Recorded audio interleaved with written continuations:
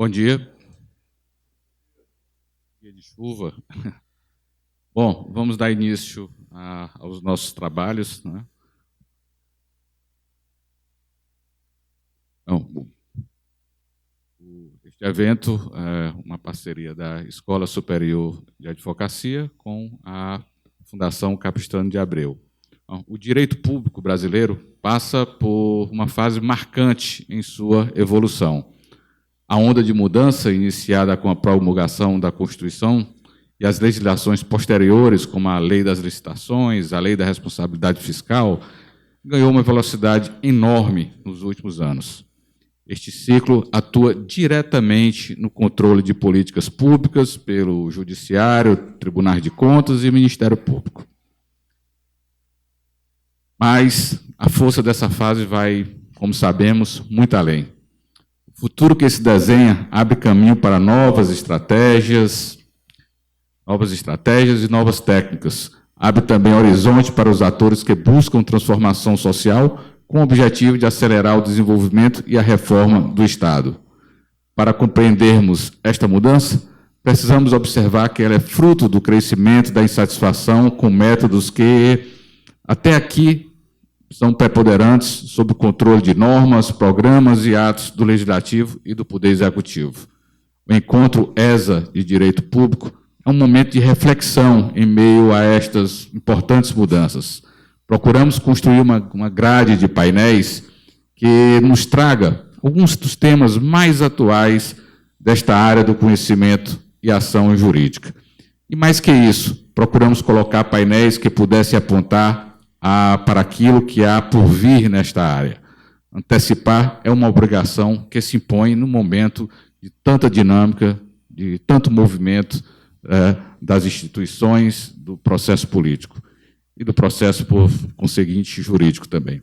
A começar pela lei anticorrupção, tema do primeiro painel de hoje.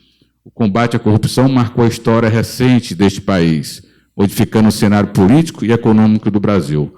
Porém, ainda é uma obra inacabada. Os ajustes, muitos deles, precisam ser feitos. O quadro ainda é muito confuso nesse sentido. O painel busca unir os conhecimentos de áreas diferentes de atuação. À tarde, teremos o painel sobre financiamento de campanhas eleitorais, outro assunto que tem provocado discussão nos meios do direito brasileiro, da política, nas redes sociais, meios sociais, e, lembrando, não é um problema só do Brasil, isso é um problema no mundo e já antigo. Na sexta-feira, abriremos com um painel sobre compliance no setor público. O segundo painel da manhã irá debater o tema Perspectiva do Judiciário Brasileiro no Novo Milênio. À tarde de amanhã, o primeiro painel irá trazer uma reflexão sobre os avanços tecnológicos e seus efeitos no sistema judicial e administração da justiça. E, por fim, o quarto painel do dia abordará o tema o uso da tecnologia no controle das contas públicas. Queremos agradecer a todos que aqui conosco vieram refletir sobre este momento tão especial do direito público no Brasil. A todos um bom evento.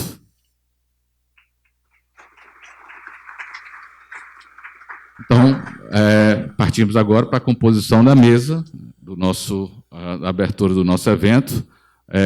Presidente André Aguiar, da Escola Superior de Advocacia, que organizou este evento.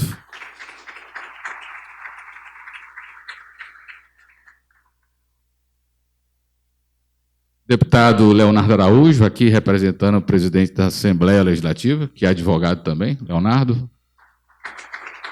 Ele estava aqui há pouco, eu o vi. Como? Ele está ao telefone. Daqui a pouco eu o chamo novamente.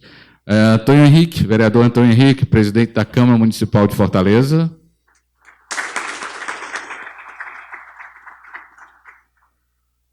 Desembargador Paulo Albuquerque, aqui representando o Tribunal de Justiça do Ceará. Seja bem-vindo. Também procurador Juvencio Viana, procurador-geral do Estado do Ceará.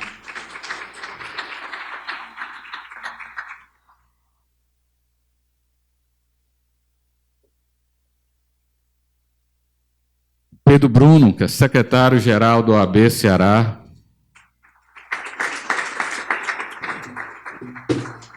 advogado Sávio Aguiar, da Caixa de Assistência aos Advogados do Ceará, CAAS.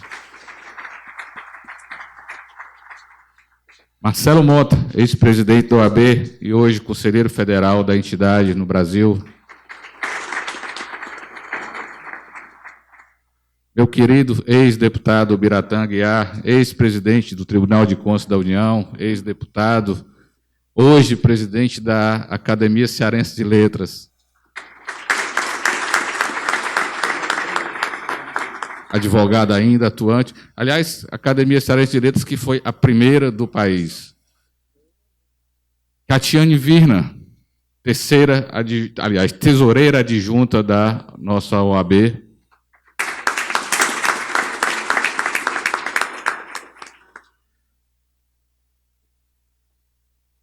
Seja bem-vinda.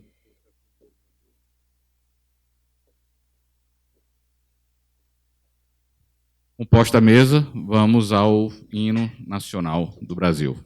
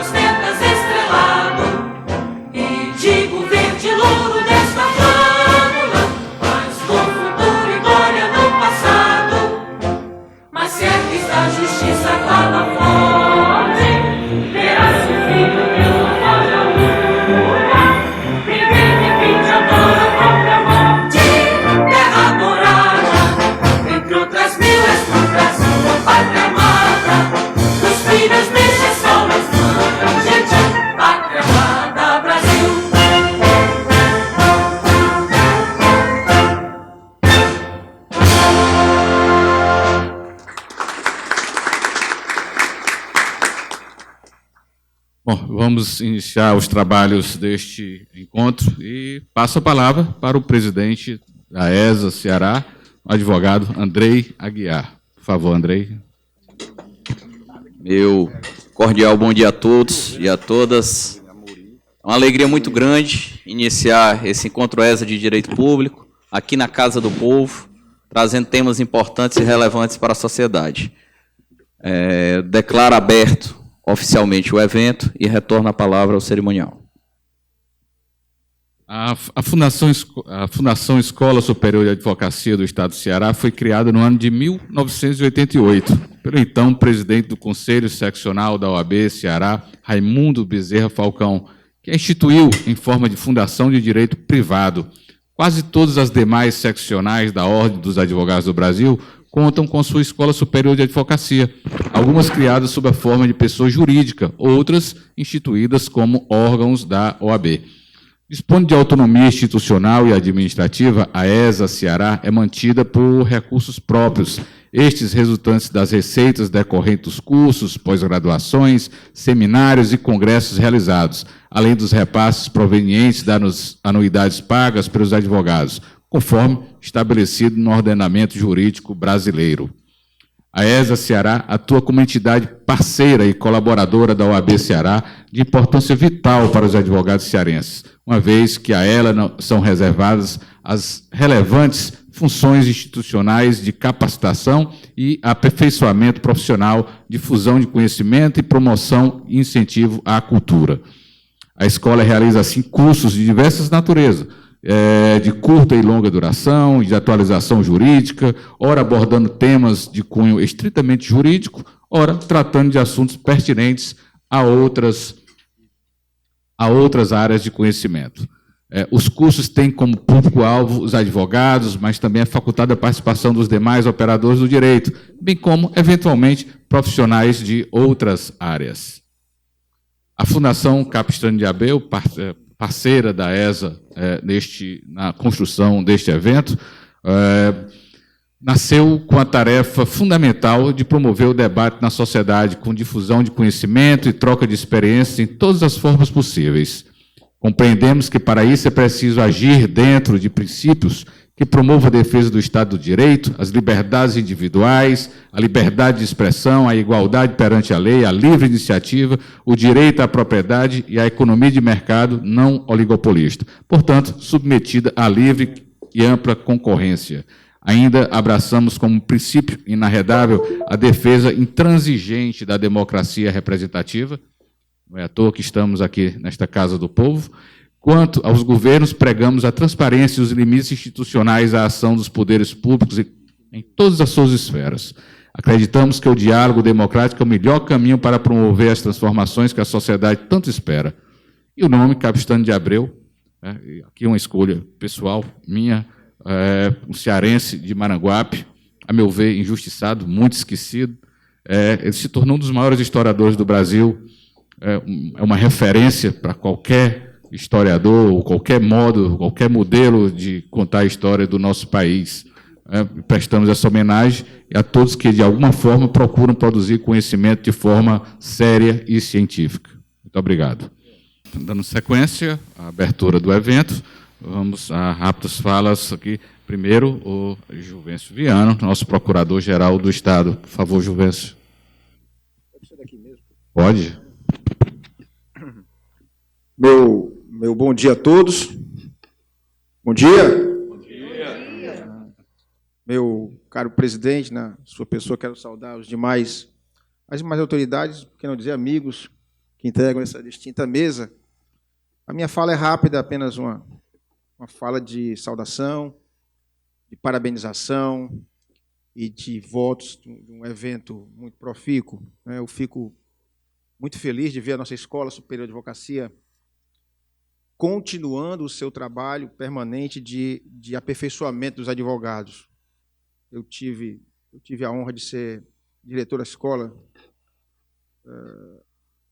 faz muito tempo, é melhor não citar. O professor Biratã há pouco estava fazendo contas ali e me colocando em situações difíceis. Mas eu tive a oportunidade de ser diretor da escola e amo muito isso aqui.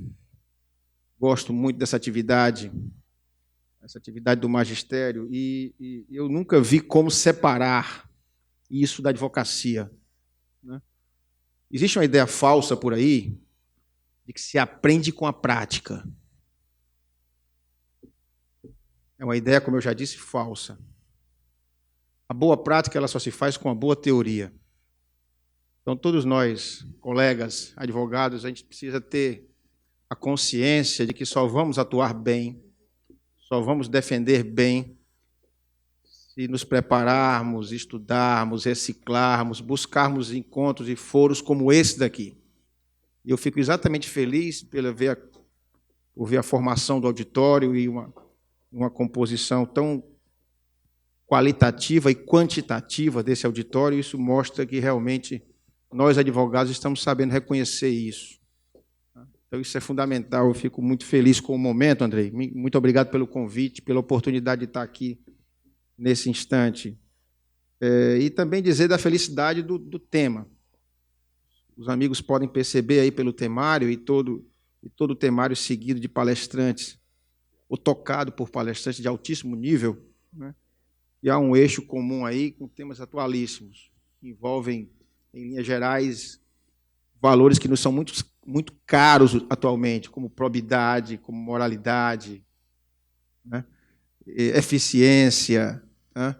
Então, todos os temas que são tratados aqui convergem nessa linha de atender a princípios que são fundamentais para o nosso momento atual e para a busca desse momento democrático ideal que nós tanto cultivamos, tanto queremos. Então, já estou me estendendo demais. Andrei, meus votos a todos, o meu desejo de um evento rico e absolutamente profícuo e que cada um tire o máximo de proveito daqui. Muito obrigado a todos.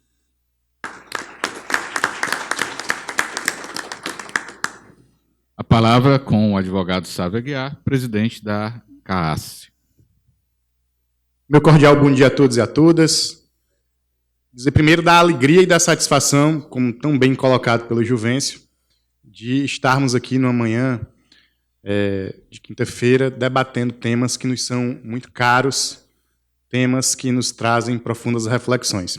Mas sem antes, faço a saudação de estilo na pessoa do amigo Andrei Aguiar, aqui representando a nova dinâmica da Escola Superior de Advocacia, e em seu nome saúdo todos os pares de mesa, todas as autoridades aqui presentes, e a diretoria da escola, que tem, sem sombra de dúvida, aí, tem empreendido um esforço hercúleo para que em tão pouco tempo a escola já tenha alçado grandes voos no que concerne aí ao ensino e à educação. E aí, Andrei, fica meus parabéns. Eu que sou um professor, que divido o meu tempo da advocacia com o magistério, é sempre uma alegria poder ver um auditório repleto, ver a escola com as salas repletas de alunos. Isso mostra que o trabalho que o amigo vem desenvolvendo vem dando muitos frutos. E principalmente naquela nova sede que teve o nosso sempre presidente, Marcelo Mota, concluindo aquela obra, e aí também fica o agradecimento, Marcelo, por ter entregue um equipamento tão robusto e tão funcional para a advocacia, já que nós éramos tão carentes de espaço para desenvolver as atividades. E a minha fala é uma fala muito breve, além de dar os parabéns à escola e a todos vocês que estão nessa manhã de hoje, que poderão em 2 dias usufruir aí do conhecimento de pessoas das mais renomadas carreiras, é dizer que a Caixa de Assistência tem sido uma parceira de primeira hora da Escola Superior de Advocacia e será durante o presente triênio, de modo que nós possamos, utilizando a Caixa de Assistência, fomentar a educação, fomentar o ensino, não só na capital, mas principalmente no interior. Eu vejo vários colegas do interior do Estado, e faço saudação aqui no meu amigo Aderson, nosso Crato, meu amigo Jonas, também do Crato, meu amigo Kleber, lá do ICO, da região do Vale do Salgado, de modo que a missão da Caixa de Assistência, além das suas várias facetas do assistencialismo, é também fomentar, juntamente com a escola, dando o suporte, o apoio necessário para que a educação possa chegar em todos os níveis da advocacia. De modo que desejo, mais uma vez, um evento muito exitoso, 2 dias de profícuos trabalhos, para que nós possamos, sim, aproveitar o que de melhor temos dos palestrantes e sair muito melhores do que entramos nesse evento. Muito obrigado.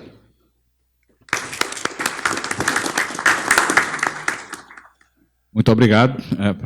Finalizando essa etapa, a fala do presidente da ESA Ceará, Andrei Aguiar. Permissão para falar. Por favor, o lugar é todo seu.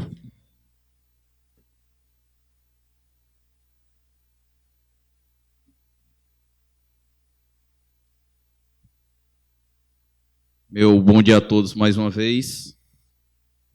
Confesso que venho falar da tribuna, não só porque gosto da tribuna, mas também porque a minha estatura não ajuda a falar da mesa. Então, eu sempre gosto de subir à tribuna. Primeiramente, cumprimentar a mesa, na pessoa de tantas autoridades e tão queridas para a nossa Escola Superior de Advocacia, nosso querido presidente da Câmara Municipal de Fortaleza, vereador Antônio Henrique, nosso procurador-geral do Estado, Juvencio Vasconcelos Viana, que já esteve à frente da Escola Superior da Advocacia, desenvolveu um belíssimo trabalho e pavimentou um pouco dessa estrada que a gente está tentando agora pegar e perseguir e levar adiante.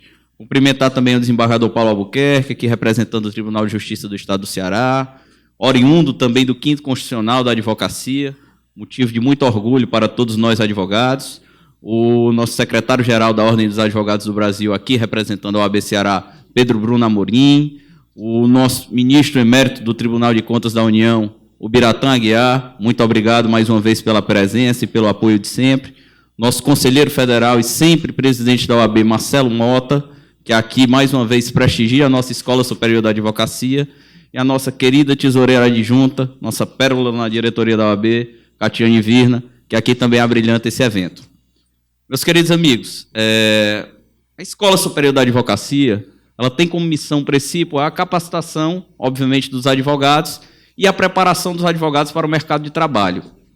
Mas, desde quando iniciamos essa jornada na direção da Escola Superior de Advocacia, juntamente com os queridos colegas Willerson Matias, nosso vice-presidente, Cristina Vieira, nossa secretária-geral, Rafael Maia, nosso tesoureiro, Rafael Castelo Branco, nosso diretor adjunto para as subseções, Átila Gomes, nosso diretor adjunto para a Jovem Advocacia, nós pensamos que a escola poderia dar uma contribuição um pouco maior do que a mera preparação para a prática da advocacia.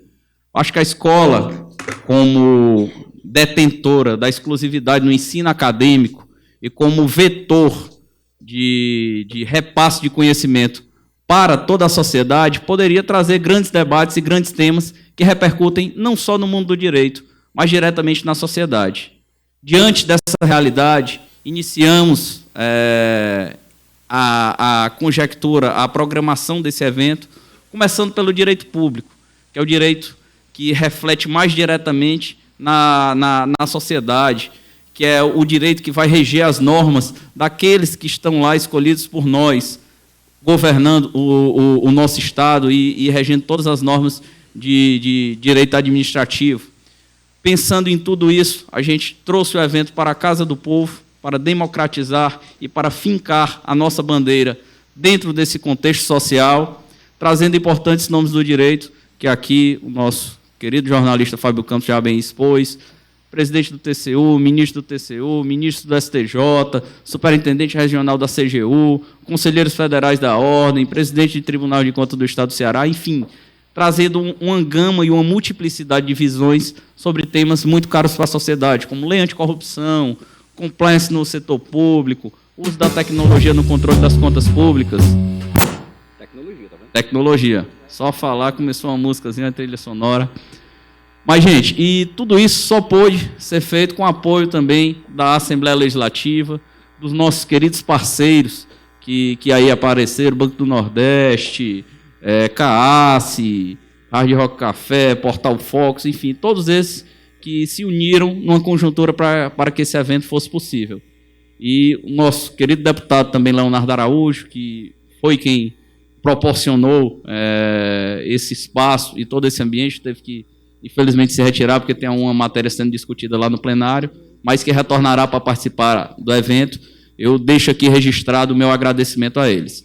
No mais, gente, dizer que a escola tem feito um importante esforço para interiorizar as atividades. Aqui o nosso querido diretor de subseções da OAB, Aderson Feitosa, bem tem nos ajudado nessa missão. Já atingimos quase todas as subseções da OAB no interior, que no interior são 15, 16 no total, tendo levado o curso para mais de 1.500 advogados, num total de 4.000 advogados já atendidos nesses 5 meses de gestão. Estamos pavimentando esse caminho com muito esforço e eu tenho certeza de que, ao final desse triênio, nós entregaremos uma escola muito mais estruturada do que o que recebemos nessa grande corrida de bastão que é esse movimento de ordem. Muito obrigado a todos. Aproveitem os painéis, nós teremos excelentes palestrantes e vivam esse evento. Aproveitem esse momento para viver esse evento. Muito obrigado. Muito obrigado, Andrei. Peço agora que nós teremos que desfazer esta mesa de abertura para que possamos iniciar já o nosso primeiro debate. Peço apenas ao Sávio Aguiar, presidente da CAS, que permaneça e vá ao centro da mesa, que ele vai presidir já o primeiro debate de abertura.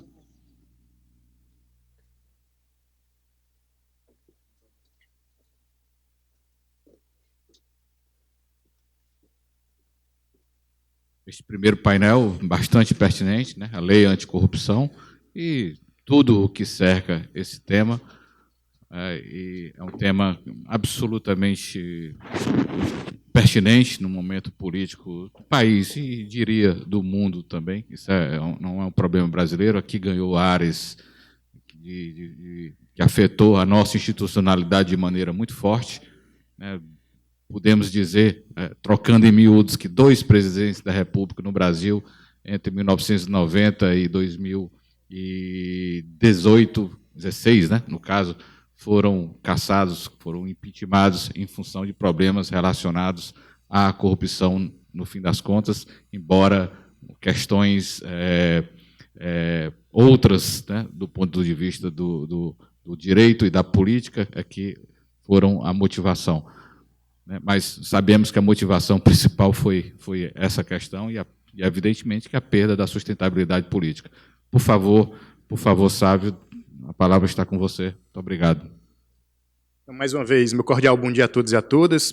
Iniciando os trabalhos temáticos dessa manhã, a gente passa a composição do primeiro painel, chamado Lei Anticorrupção, e aí eu tenho a satisfação de convidar para compor a mesa na qualidade de expositor, o Dr. Giovanni Pacelli, ele que é superintendente regional da CGU no estado do Ceará, doutor e mestre em Ciências Contábeis pela Universidade de Brasília, UNB, graduado em Administração de Empresas pela Universidade Estadual do Ceará, UES, único servidor público no Brasil a participar das 2 intervenções ocorridas no estado do Rio de Janeiro entre setembro de 2017 e maio de 2018, atuou como membro coordenador do Conselho de Supervisão do Regime de Recuperação Fiscal do Estado do Rio de Janeiro, participando da homologação do Plano de Recuperação Fiscal em 6 de novembro de 2017. Entre julho de 2018 e dezembro de 2018, atuou como assessor especial da Secretaria de Administração do Gabinete de Intervenção Federal no Estado do Rio de Janeiro, na área de segurança, sendo um dos responsáveis pelo plano de legado.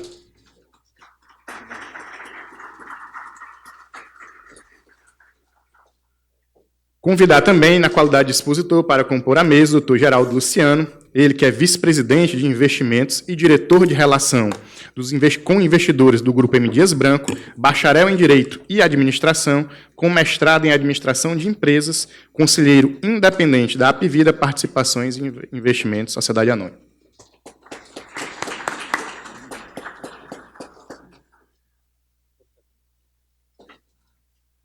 Convidar também o expositor Alcimor Rocha Neto, ele que é conselheiro federal da Ordem dos Advogados do Brasil, mestre em Direito Constitucional pela Universidade de Fortaleza, doutorando em Filosofia do Direito pela Universidade de Coimbra, presidente da Comissão de Estudos Constitucionais da Ordem dos Advogados do Brasil no período 2006-2013, membro da Comissão Nacional de Estudos Constitucionais do Conselho Federal no triênio 2013-2015, ex-procurador-geral do município e controlador-geral do município de Fortaleza, consultor da Escola Nacional de Advocacia, a nossa ENA.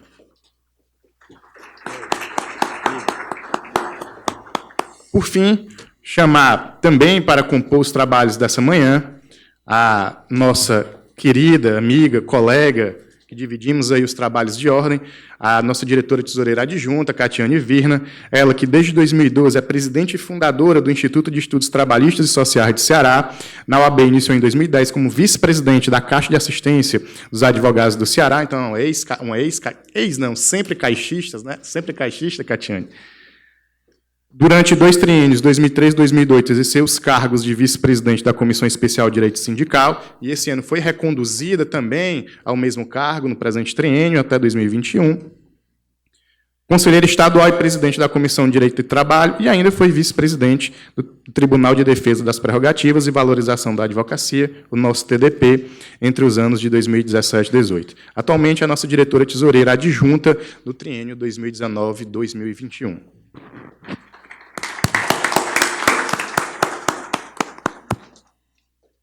Então, para que nós possamos, já de início, inaugurar a temática, eu pergunto aqui de forma muito informal, tá, Geraldo? Tá, Alcimor?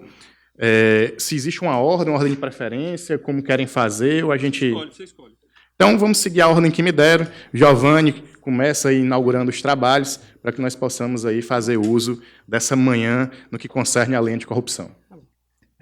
Eu coloquei uma apresentação, se puder já colocar ela.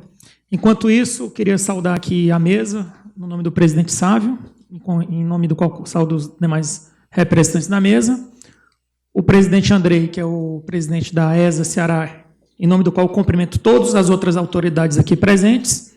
Senhoras e senhores, antes de eu começar a apresentação, como foi dito aí no meu currículo, né, as últimas 3 funções que eu trabalhei, a antepenúltima é que tem mais a ver com essa apresentação.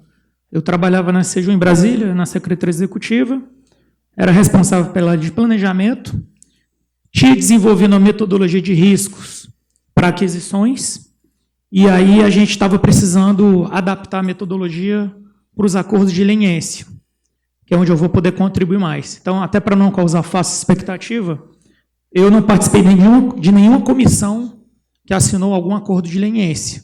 Existem vários servidores da casa que participaram da comissão de assinatura de acordos de leniência. Eu não participei de nenhuma comissão diretamente, mas participei da elaboração do plano de gestão de risco dos acordos de leniência. Depois disso, eu fui para o Rio de Janeiro, recebi uma missão do ministro, que atualmente é o ministro da CEJU, que é o Wagner Campo Rosário, e lá participei do regime de recuperação fiscal do Rio de Janeiro.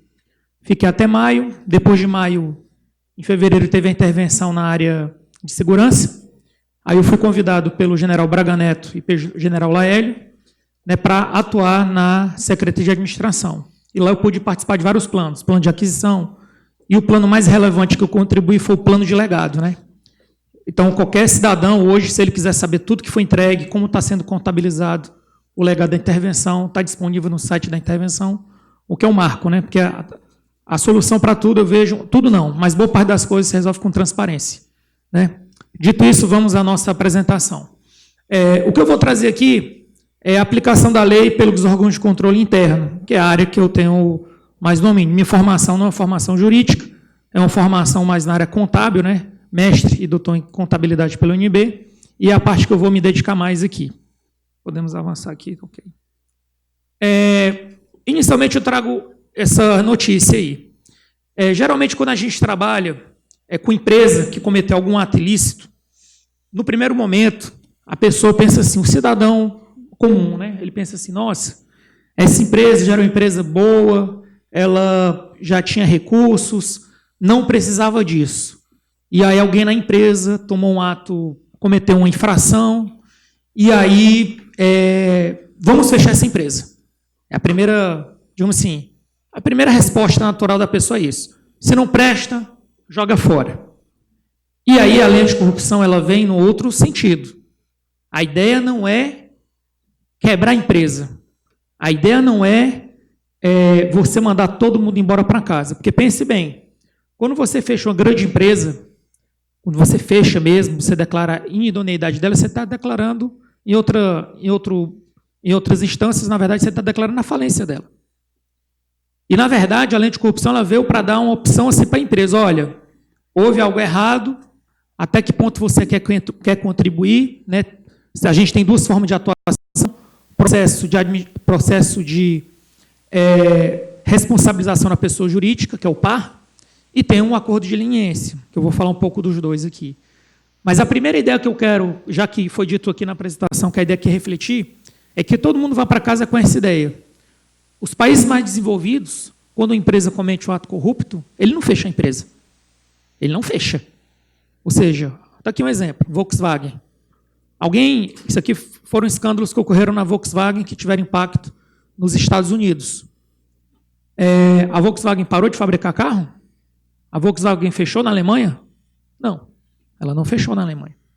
Mas ela foi responsabilizada? Foi. Pagou multa? Pagou. A diretoria foi trocada? Com certeza, deve ter sido trocada a diretoria. Então, a lei anticorrupção ela vem no sentido de alinhar as melhores práticas internacionais no combate à corrupção, para que você, detectado um problema, você afaste esse problema, você aplique a multa devida, responsabilize quem tem que responsabilizar, mas você não fecha a empresa. Então, essa é a primeira ideia, certo? Que está um pouco acima, às vezes, do pensamento comum, daquela justiça imediata. A gente quer justiça, mas a gente quer a justiça dentro do ambiente de harmonia, né? E que você não prejudique, por exemplo, os empregados daquela empresa que não tem nada a ver com aquele ato e que dependem daquele emprego para sustentar a sua família, certo? Esse é um ponto importante, é um princípio. E aqui está o valor das multas, né? Pode custar 20 bilhões. Alguns atuais ex-executivos ainda enfrentam investigação criminal em casos separados. Isso aqui foi em 2015. Aí o eixo normativo da lei anticorrupção. Então, prioridade na responsabilização da pessoa jurídica, que é o PAR, né? Não se confunde com o PAD, que é a pessoa física, né? Servidores.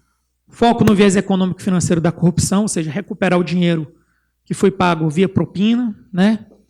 E o Estado e o setor privado juntos contra a corrupção. E aqui eu destaco aqui os planos de integridade, que são dos eixos importantes que as grandes empresas elas já têm hoje, né? As maiores empresas hoje elas têm já uma diretoria de compliance, que é para justamente inibir isso aí, né? Lembrando que não adianta ter o plano e esse plano ele não é divulgado, ele não é internalizado.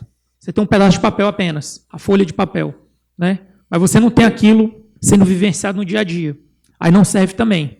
Beleza? O importante é você, além do plano, você ter um canal de denúncia, uma ouvidoria efetiva, né? Para você realmente dar voz aos próprios empregados da empresa e com quem a empresa faz negócio, para que você possa realmente, de forma até a iniciativa própria, você já conseguir combater a corrupção internamente. E que não chega, às vezes, até no setor público. Você já consegue internamente, né? Seria tipo um anticorpo. Você mesmo já detecta e já consegue combater a corrupção, né? Sem se expor tanto. É o ideal. Sobre a lei ainda, você tem um procedimento administrativo, você tem a tipificação dos atos ilícitos, alguns critérios de dosimetria que eu vou falar um pouco sobre ele e uma variedade de sanções. Aqui tem um fluxo do PAR, que é o processo administrativo de responsabilização. Eu trouxe aqui, mas não vou me deter, essa prestação vai ficar disponível, certo? E aí depois, caso alguém tenha alguma dúvida, a gente volta nesse slide aqui. Estão todas as fases do PAR. É importante que a gente tenha uma plateia aqui formada por advogados, alguns desses advogados, com certeza, podem ou já representam municípios, né? É importante que esses municípios também estejam preparados para detectar esses casos e apurar, né? No Estado também, e na União também a gente já vem fazendo isso. Depois eu falo um pouco mais sobre a atuação da SEJU quando eu chegar nos riscos ali. E as tipificações, né? Quais são as tipificações que caracterizam atos irregulares, né? Prometer oferecer vantagem devida, financiar, custear, patrocinar ou subvencionar os atos ilícitos, utilizar assistência interposta pessoa jurídica ou pessoa física, dificultar ou intervir em investigações ou fiscalizações, ilícitos e licitações e contratos. Então, para quem não é do ramo especificamente do direito público, onde é que reside a corrupção, que é o caso mais clássico? São nos contratos administrativos, são nas licitações. Alguém recebe uma vantagem devida, favores, trocas, em prol de ganhar uma licitação. Depois que ganhou essa licitação, aí vem a segunda parte. A pessoa não fornece o que é para fornecer. Ou seja, era para entregar 100, a pessoa entrega 80 e recebe por 100. Ou era para entregar 100, só que era de uma qualidade A, e aí você entrega numa qualidade inferior. É isso aí. E alguém lá da administração pública vai dar o ateste, dizendo que aquilo era o 100 na qualidade A, quando na verdade era 80, ou quando na verdade era uma qualidade inferior. É isso que acontece. E aí, para isso, a gente tem que ter fiscais de contratos bem capacitados, a alta administração tem que estar antenada para saber quais são os principais contratos que você vai ter que fazer durante o ano, que são da natureza do processo. Por exemplo, medicamentos. Quem trabalha com saúde, que é Estado, município, União, sabe que vai ter que comprar medicamento. Não tem para onde correr. E aí você já sabe que vai ter que fazer grandes contratos de compra de medicamento. Então, assim, estou surpreso, não sabia que comprar medicamento, não. Você sabe que vai comprar medicamento já é certeza. A questão é, você está preparado para enfrentar o mercado, a competição, para garantir que aquele produto é o melhor, a proposta mais vantajosa, e todas as nuances dos players que vão estar na competição?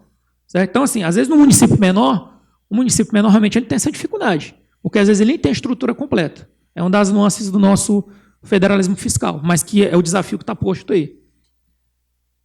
Há alguns critérios de dosimetria, né, que são considerados, né, na aplicação da multa, né? E lembrando que a aplicação da multa, ela vai ocorrer no processo de responsabilização da pessoa jurídica, e essa multa, ela pode ser, se a empresa que estiver relacionada já estiver no processo de administração de pessoa jurídica, caso ela vá para o acordo de leniência, ela pode reduzir essa multa em até 2/3, né? Uma fragilidade da legislação, que eu vou fazer até as minhas palavras do ministro Wagner, ele deu entrevista agora na revista da FEComércio, e aí perguntaram para ele se ele alteraria alguma coisa na lei. Aí ele falou isso que eu vou repetir agora. Ele alteraria, uma das coisas que ele alteraria, se ele tivesse esse poder, né? Lógico, quem tem um poder é o parlamento, né? O executivo propõe e o parlamento valida, altera e faz emendas. É que se uma empresa ela detecta por si só que houve uma fraude e ela se apresenta para o setor público, olha, eu contrato com vocês e eu detectei a fraude. Não existe na legislação hipótese dessa multa ser menor do que 2/3. Ou seja, ela vai pegar pelo menos 1/3 da multa. Isso aí inibe as pessoas de bem, né, pessoas jurídicas de bem que detectaram, já estão extirpando o problema, mas não conseguem, mesmo assim, ser totalmente isentas da multa. Lógico, pode ser, não estou dizendo que a multa não é importante, ela é importante, mas que em alguns casos, nesses casos de total boa-fé da pessoa que quer contribuir, é uma fragilidade hoje que poderia ser aperfeiçoada. Já foi dito pelo nosso ministro, eu estou repetindo aqui, trazendo essa informação para os senhores. E aí outras coisas que a gente tem aqui, gravidade da infração, vantagem oferida, o valor da propina, consumação ou não da infração, só foi intenção ou realmente foi concretizado, né? Efeito negativo, né? E vamos avançar. Multas. As multas elas são de 0,1% a 20% do faturamento bruto, 6 mil a 60 milhões, se não for possível usar o faturamento, nunca inferior à vantagem oferida. Então, para não ter dúvida, se a propina foi de 10 milhões, o acordo de leniência, seja no par, seja no acordo de leniência, o valor da propina ele não é negociável. Os 10 milhões têm que voltar para os cofres públicos, ponto. Aí outra questão. Fora a propina, ainda houve um dano ao erário por superfaturamento. O controle interno, no caso federal, ele não entra nesse circuito, porque isso é de competência exclusiva já lá no Tribunal de Contas da União. Certo? Então, o valor do superfaturamento a gente faz a recomendação, mas a gente não homologa o valor do superfaturamento. Então, até para alinhar conhecimentos. O que é o acordo de leniência? É em cima da multa, certo? E é em cima da propina, ponto. E o superfaturamento, o valor que foi entregue abaixo, qualidade inferior, etc. Segue o rito normal. A CGU recomenda e o TCU, no processo de responsabilização, vai lá e aplica a multa em cima do superfaturamento, que não tem nada a ver com a multa da propina. Certo? Como se fosse um processo apartado. Não exime a reparação integral do dano. Então, por exemplo, se era para entregar 100 casas, foi entregue 50. Não se abre mão de entregar as casas que estavam faltando. Sou uma empresa de construção, né? E pode ser inscrita em dívida ativa. Celebração do acordo de leniência, múltiplas autoridades celebrantes, Estado, DF, municípios, necessidade de indicar autoridade competente. O Estado do Espírito Santo foi o pioneiro na aplicação dessa lei aí, né? E já aplicou lá a sanção para 2 empresas, né? No âmbito federal é a CGU e nos atos contra A administração pública estrangeira também é a CGU. Tá ok? Resultados esperados com a celebração. Identificação dos desenvolvidos, celeridade nas apurações, garantindo um resultado útil do processo e redução dos custos das investigações. Deixa eu avançar essa parte. Agora eu vou falar de alguns riscos. Porque normalmente, não pensando na União, mas pensando geralmente em alguns estados que ainda estão incipientes na lei, e municípios também, municípios de grande porte que já podem aplicar a lei. Quando você vai fazer um processo desse, vai criar uma equipe, um setor específico para esse, e aí eu vou usar como exemplo o órgão que eu faço parte, que é a CGU. Primeiro você tem que ter um setor que ele esteja diretamente ligado à alta administração, ele tem autonomia. Ligado não quer dizer subserviente. Ligado quer dizer que você tem autonomia para trabalhar. Certo? Essa é a primeira parte. E aí, para você trabalhar, você tem que ter normas. Porque aí mudam as pessoas, as normas ficam. Né? E a parte da norma é muito importante, porque ela dá constância na apuração das irregularidades. Então, com isso aí, você já evita um pouco da ingerência da alta administração nos trabalhos. Certo?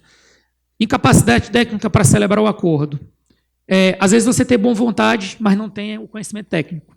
Não adianta você ir numa mesa de negociação com uma empresa de grande porte, que tem ações na Bolsa de Nova York, que tem ações na Ibovespa, aí chega lá você sozinho, certo? Por mais boa vontade que você esteja, você não vai fazer um bom negócio.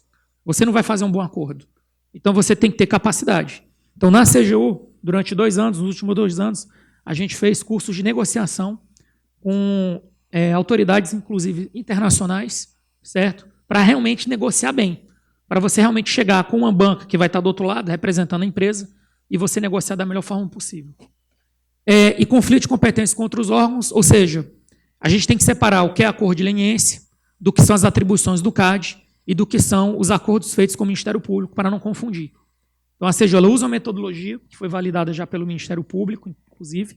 Essa metodologia ela garante uma padronização, né? Cada caso é um caso, mas garante uma certa padronização em termos de você aplicar uma multa em casos similares, né, proporcional, para não ter uma comissão que seja mais rigorosa do que outra. Né? Então, já existe esse risco que foi detectado, ele foi, de certa forma, mitigado também. Você nunca resolve 100%, o risco ele sempre permanece, apenas você reduz ele. Outro risco também é vazamentos. Então, por exemplo, alguém faz parte da comissão. No caso da comissão do acordo de leniência no Executivo Federal, essa comissão é composta por 4 servidores. 2 servidores da CGU, 2 servidores da AGU. Certo? Essa comissão, hoje, né, depois que a gente fez esse procedimento aí de gestão de riscos, para participar da comissão você assina um termo dizendo que você não tem nenhum benefício direto ou indireto no resultado daquele processo. E por que isso surgiu? Quando você caminha para aplicar uma multa em determinada empresa dessa, uma empresa dessa que às vezes comercializa, tem ações na Bolsa de Nova York ou na Bolsa de São Paulo, aquilo ali é uma informação privilegiada. Se você sabe que determinada empresa vai receber uma multa, com certeza os dividendos delas vão diminuir no ano seguinte. Então, qualquer servidor que faz parte dessa comissão, ele assina esse termo e a pessoa diz se ela vai ter algum interesse direto ou indireto. Já ocorreu um caso de um servidor da AGU, que ele tinha um parente numa empresa dessa, e aí, ao ser apresentado para ele essa folha, ele pediu para sair da comissão. Certo? Ou seja, é um rito que é feito. Vai garantir 100%? Não existe garantia 100%. É o que eu falo, gestão de risco é reduzir. Impedir, sempre tem um jeito de driblar algum risco, mas você vai mitigando e tentando solucionar essas possíveis situações que podem ocorrer. Então, essa questão do vazamento, no âmbito da CGU e da AGU, nunca ocorreu nenhum vazamento até hoje, significa que as equipes que foram selecionadas foram bem selecionadas. Né? Próximo risco. Deixar de celebrar acordo por conduta culposa ou dolosa, estando os presentes critérios de alavancagem investigativa. O que seria alavancagem investigativa? Não adianta a empresa dizer assim, eu quero fazer um acordo de leniência. Não, você quer e mais uns 10 querem. O que é que você vai trazer aqui de informação que vai facilitar as investigações e vai abrir novas investigações? Isso é alavancagem investigativa. Qual o valor da materialidade do valor que você quer ressarcir, que você está reconhecendo, que a gente já tem alguma noção, mas que a gente quer que você, como empresa, diga. Aí o cara vai dizer, né? Olha, a gente quer fechar aqui em 2,5 bilhões. Foi um valor que foi fechado recente aí. Bilhões, não é milhões não, bi. Plano de integridade. O plano de integridade é para você adotar uma política que, ocorrendo aquele fato, a chance daquele fato se repetir reduza substancialmente. O plano de integridade ele tem pelo menos 10 instâncias. Você tem integridade no setor público, setor privado. A gente está falando aqui do setor privado.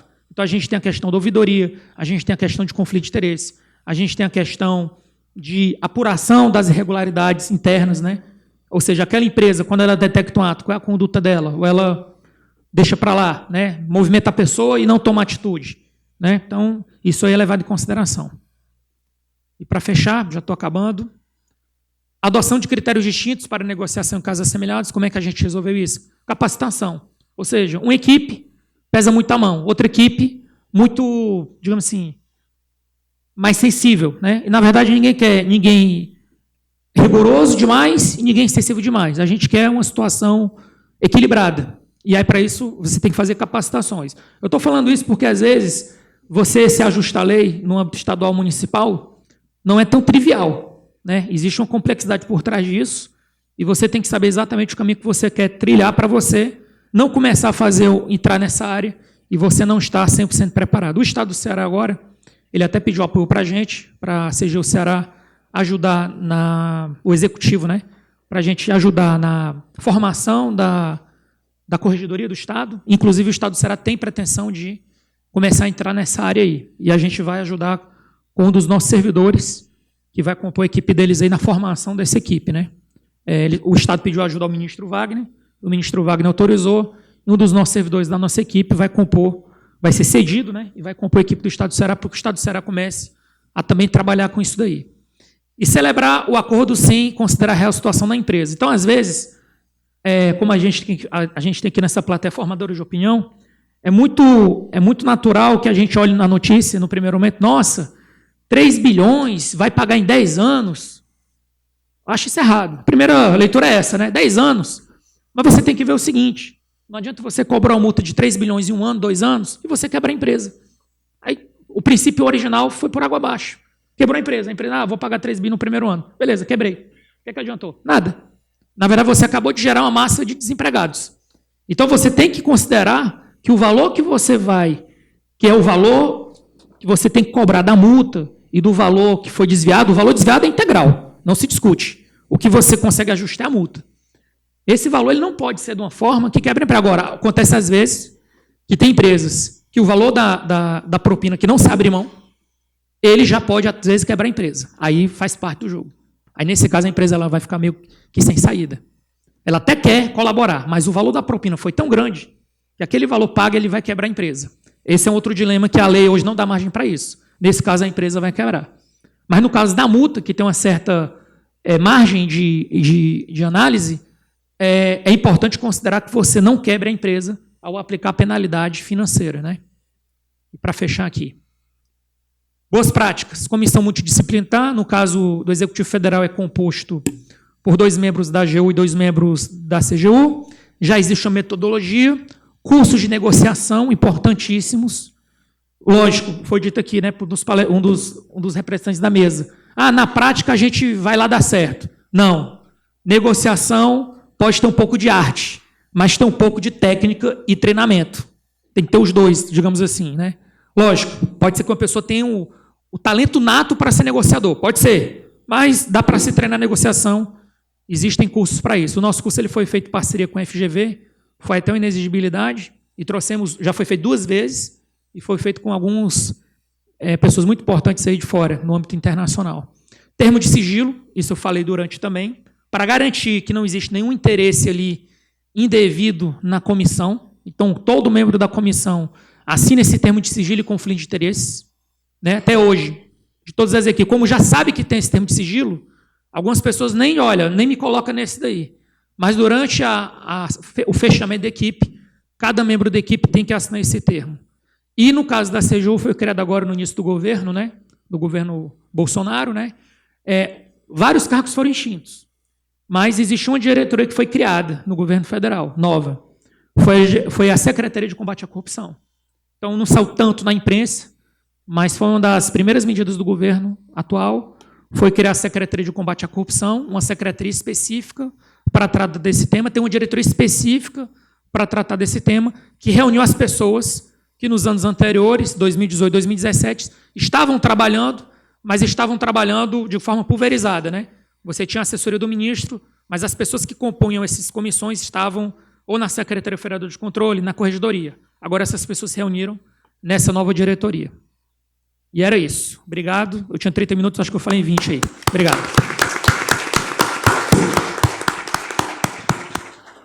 Te agradece ao doutor Giovanni. E aí eu peço que as perguntas nas pastas constam um formulário, que as perguntas sejam realizadas via formulário para que a nossa assistência possa fazer aí o cômputo ao final, para que a gente possa responder ao final da demanda. Antes de passar a palavra para o nosso próximo expositor, doutor Geraldo Luciano, eu queria apenas saudar aqui algumas presenças que estão na nossa assistência, do nosso conselheiro federal, André Costa, da nossa conselheira seccional, Tânia Coutinho, Arsênia Breckenfeld, o presidente da Comissão de Defesa do Consumidor, Tiago Fujita, 2 representantes nossos da Jovem Advocacia no Conselho Federal, o nosso amigo João Batista e o Yuri Gagari, o Yuri, que também é o coordenador da Jovem Advocacia na Caixa de Assistência, a conselheira Daiane Carvalho, o conselheiro Franca Almada, o conselheiro Teobaldo, nosso presidente da subseção de Canindé, Raul Félix, o colega Germando Machado, representando o Banco do Nordeste, o ex-conselheiro seccional da Ordem dos Advogados do Brasil, Ademar Mendes Bezerra, as conselheiras jovens, Ivna Costa, Isabelle Duarte e o conselheiro jovem Ramon,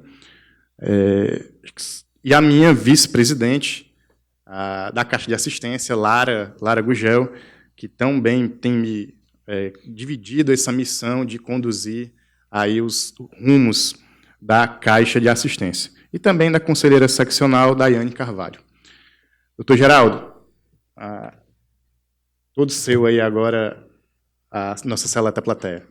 Ok, muito obrigado. Inicialmente, agradecer aí à Escola Superior de Advocacia pelo honroso convite que me fez para estar aqui agora. Realmente muito oportuna a discussão do tema, muito importante. Então, está de parabéns aí quem teve a ideia. Saudar a torcida campeã da Copa do Nordeste. Dizer que já fazia 38 dias que nós não ganhávamos um título, né? Já fazia esse tempo todo. Estou vendo ali o meu amigo desembargador Paulo Albuquerque muito triste com isso. Mas brincadeira, eu acho que o futebol cearense está de parabéns aí pelos belíssimos resultados que está trazendo, e isso promove o nome do nosso estado. Saudar aqui meus companheiros de mesa, na pessoa do Sávio, que está presidindo aqui. Eu fui muito feliz aqui na programação do que eu ia falar, porque até a semana passada eu tinha preparado uma exposição sobre a lei. O que eu vou fazer lá com o Giovanni e o Alcimor, que sabem tudo sobre essa lei? O que eu vou falar lá? Eu esqueço a lei. Eu vou falar um pouco sobre o outro lado, sobre a realidade da vida empresarial, que eu acho que é mais interessante, algumas reflexões aí sobre o próprio fenômeno da corrupção, porque a lei ela já foi bem esgotada aqui pelo Giovanni, que está de parabéns. Eu só colocaria a questão da responsabilidade objetiva, né, Giovanni, que é um dos pontos importantes aí dessa lei, tanto civil como administrativamente, porque, na verdade, você não precisa comprovar o envolvimento dos executivos, nem precisa comprovar o ganho da empresa, né, o eventual ganho da empresa. Então, essa coisa da responsabilidade objetiva, que vocês conhecem muito bem aí as implicações, é algo muito forte aí, muito importante para que essa lei realmente tenha a eficácia que ela vai ter. Mas a corrupção é um fenômeno mundial, né? Ela existe em todo o mundo e ela sempre vai existir. O que está mudando no Brasil é a impunidade, né? Até algum tempo atrás, nós convivíamos com a realidade onde se praticavam certos atos e não havia nenhuma repercussão. Então, a grande mudança que a gente está verificando é essa. É uma mudança que daqui para frente as pessoas têm que ter muito cuidado com os seus atos, porque, felizmente, a impunidade no Brasil ela está chegando ao fim. A corrupção é algo muito perverso, né? Porque ela retira os recursos da sociedade, os recursos que vão para a saúde, para a educação, para a segurança. Então, ela realmente é algo muito nocivo à sociedade. Ela também distorce o ambiente competitivo. É muito ruim, por exemplo, é muito ruim para uma empresa que compete dentro das regras, competir com outra empresa que usa de recursos indevidos, de uso de recursos inaceitáveis num ambiente competitivo. Então, a corrupção ela também traz essa distorção muito séria. Ela dificulta o próprio poder público de cobrar pela prestação dos serviços, né? Como é que você vai cobrar alguém que está participando de uma negociata? Então, isso também é outra coisa que prejudica demais o funcionamento do setor público.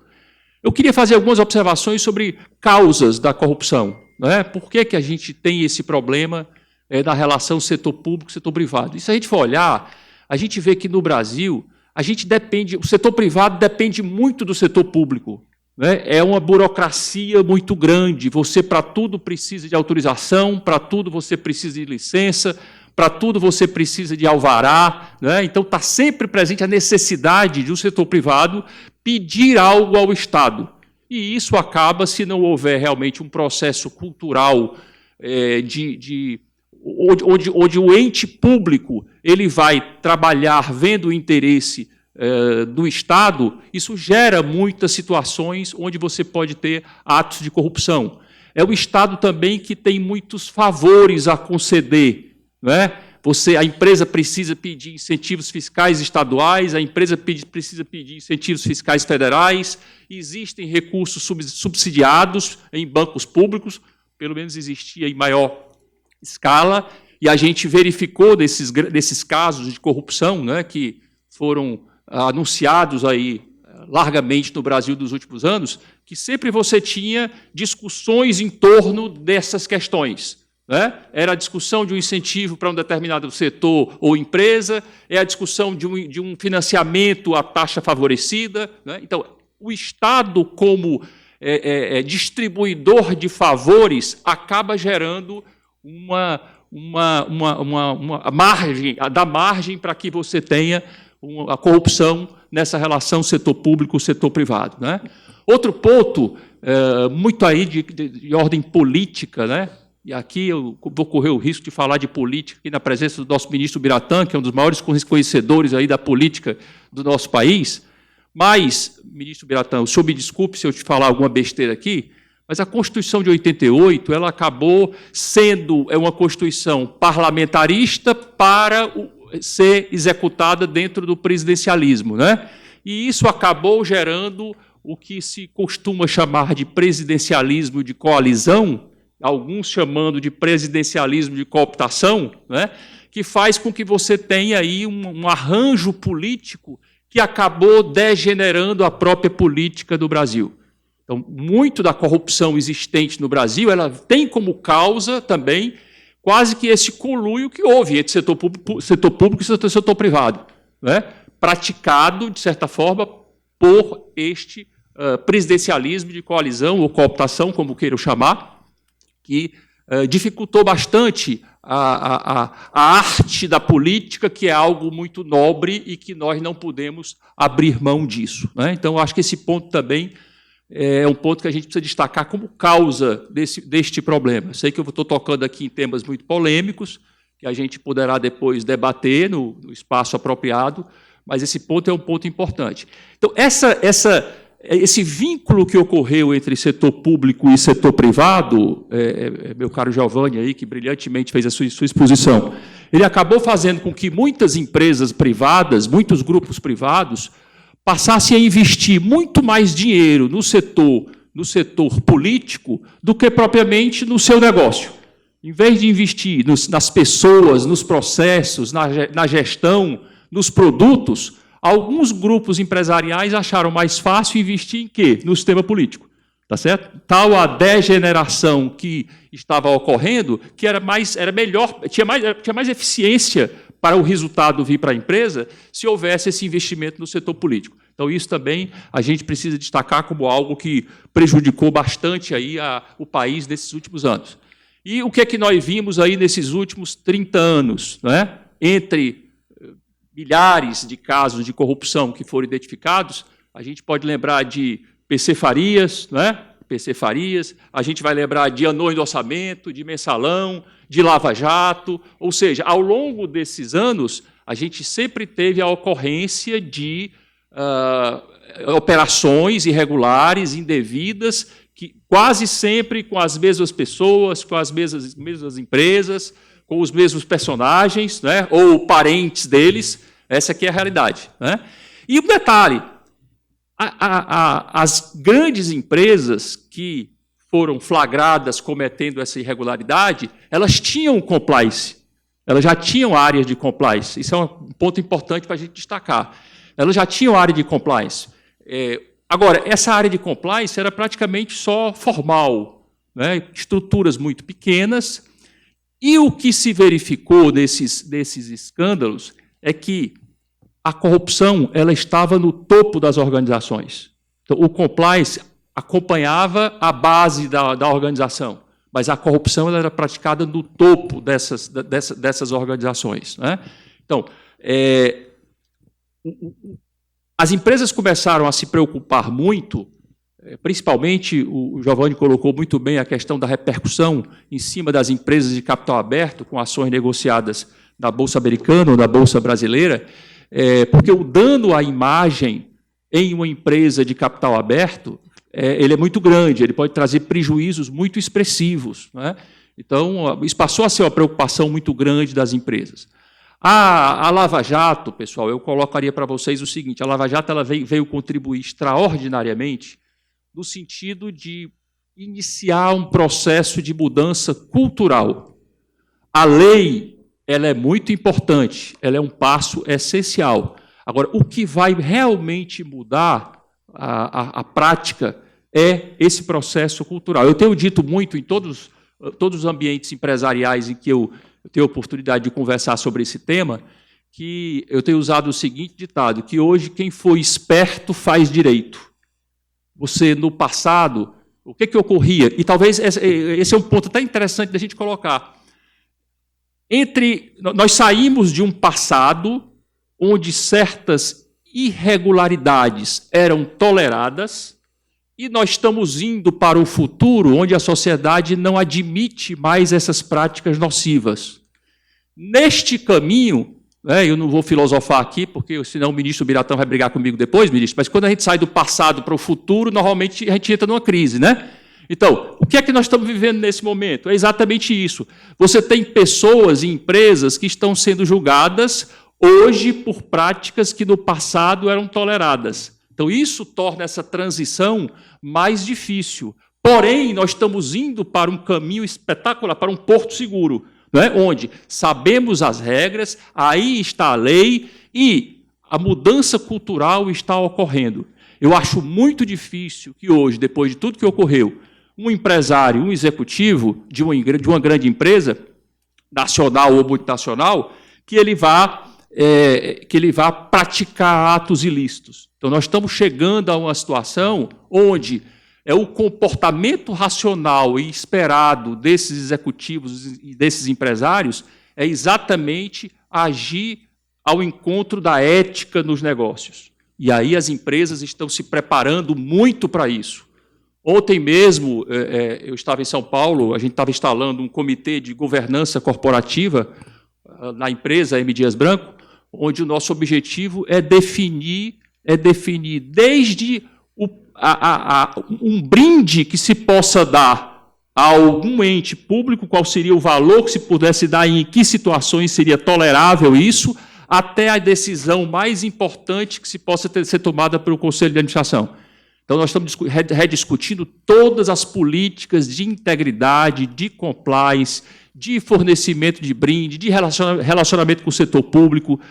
Então, tudo isso está sendo rediscutido. Nós contratamos um escritório de advocacia, aliás, você talvez, Giovanni, conheça, que um dos grandes advogados desse escritório é o ministro Valdir Simão, que foi da Controladoria diretor-geral da União, que está... Achei com ele algumas vezes. Ah, é? Direto. Pronto, Um abraço pra ele. eu tenho encontrado muito ele, porque nós contratamos o escritório dele para rever todas essas políticas, para aprovarmos todo um novo pacote de procedimentos nossos, desde ir ao encontro de um ente público. Você não ir, não ir sozinho, ir sempre com mais alguém, você que pauta você vai tratar, que você registre o que vai falar em documentos da empresa. Então, as empresas elas estão muito preocupadas em lidar com este novo momento com o setor público. Essas relações setor privado e setor público, elas terão que ser daqui para frente cada vez mais transparentes, cada vez mais claras, objetivas, não é? Também tem outra coisa que eu sempre tenho comentado quando eu converso com o nosso pessoal, eu disse, olha, a gente hoje, quando for se reunir com qualquer ente público, que a gente olhar uma cadeira vazia ali, você tem que imaginar o seguinte, vamos ter a conversa como se naquela cadeira vazia tivesse um repórter de um grande órgão de imprensa. Ou seja, tudo absolutamente transparente, não pode ser diferente. Então, a coisa vai caminhar para isso. Então, a mudança cultural é que vai resolver. A lei ela é importantíssima, ela ajuda bastante. Né? Ela veio numa hora muito boa. Nós temos, acho que só 5 anos de aplicação dessa lei. Né? A lei é de 2013, mas ela entrou em vigência em 2014. Né? É isso? 2014. Então, o período ainda é um período muito curto para a gente avaliar a eficácia dela. Mas tudo isso que ocorreu no Brasil recentemente deixa a gente muito otimista. Então, as empresas estão preocupadas com o canal ético, o canal de denúncias. Né? Todas as médias e grandes empresas hoje estão instalando canais de denúncia para que as pessoas, colaboradores, fornecedores, pessoas que tentaram vender alguma coisa para a empresa e não conseguiram. Né? Então, todo mundo está instalando canais éticos para que você possa receber essas informações. Esses canais éticos, inclusive com a recepção das informações feitas por grandes empresas de auditoria, empresas mundialmente conhecidas, para que você tenha controle da entrada da informação. As empresas estão começando a fazer due diligence, auditoria de todos os fornecedores, para se saber como que seus fornecedores estão lidando também com essa questão, porque, às vezes, você tem um problema com um determinado fornecedor seu e acaba trazendo um dano à imagem da empresa. Então, é muito importante nós conhecermos todos os nossos fornecedores. Né? E aí, pessoal, tem uma grande mudança que ocorreu nesse ambiente de combate à corrupção que todos nós temos que estar muito atentos. Até uns 10 anos atrás, mais ou menos até, vamos colocar como limite aí o começo da Operação Lava Jato. Mas até esse período, o que acontecia? Se eu fazia um contrato com um determinado escritório de advocacia ou com uma agência de publicidade, né, ou qualquer prestador de serviço, se eu tinha um contrato e o aspecto formal resolvia. Então, se eu tinha um contrato dizendo que eu contratei junto ao escritório XYZ, ou agência de publicidade DE, tá certo?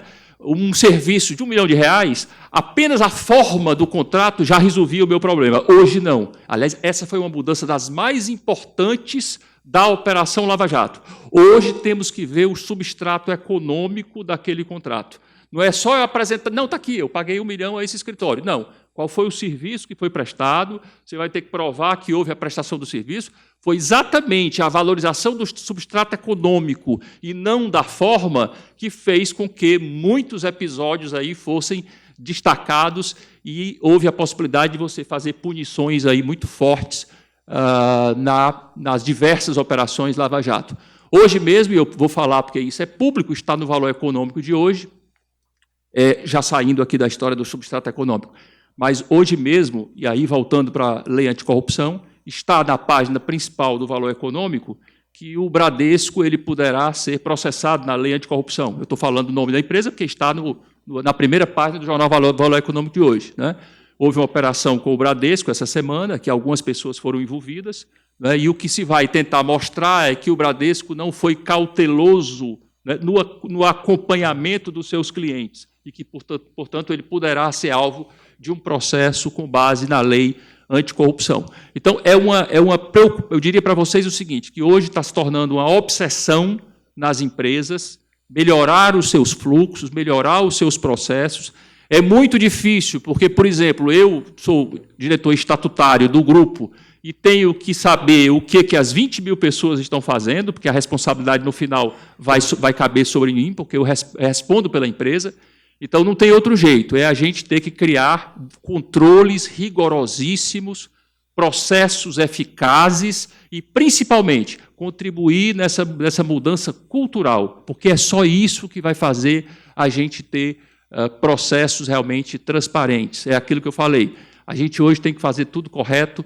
Por ser esperto, você faz correto. Não dá mais para pensar em práticas irregulares, porque elas não são mais toleradas de forma alguma pela sociedade. Então, eu vou parar por aqui, porque eu acho que vamos deixar aí o tempo para os debates, onde vocês aí possam colocar questões que vocês achem mais interessantes. O que eu queria aqui era passar essa visão do outro lado, de quem está na empresa privada e como está vendo esse momento aí da lei anticorrupção e o que nós temos que fazer para ter aí uma relação mais saudável entre setor público e setor privado. Muito obrigado.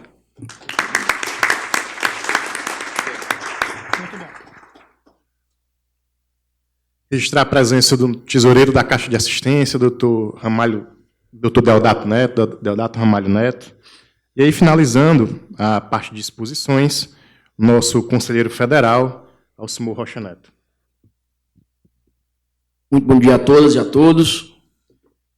Prometo concluir a minha intervenção antes que ocorra algum desmaio aqui por conta da fome, avançado horário. Né? Vai competir com a fome. Pois é, mas prometo ser breve.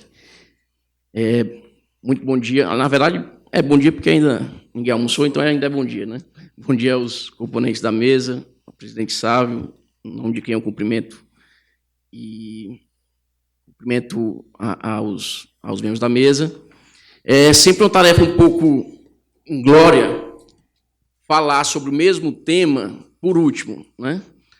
E a gente fica o tempo todo torcendo. Tomara que ele não fale daquilo, tomara que ele não fale daquilo, tomara que ele não fale daquilo, para ver se sobra alguma coisa para a gente falar. E, assim, eu tinha assim, uma lista aqui de uns 10 pontos, né? Aí o doutor Giovanni tratou já de uns 5 ou 6, o doutor Geraldo falou dos outros 4, né? Então eu podia já terminar minha intervenção aqui e todo mundo ia almoçar. Mas vou procurar ser aqui um pouco criativo e fugir do que eu havia preparado, e, obviamente, para não tornar essa fala repetitiva para vocês.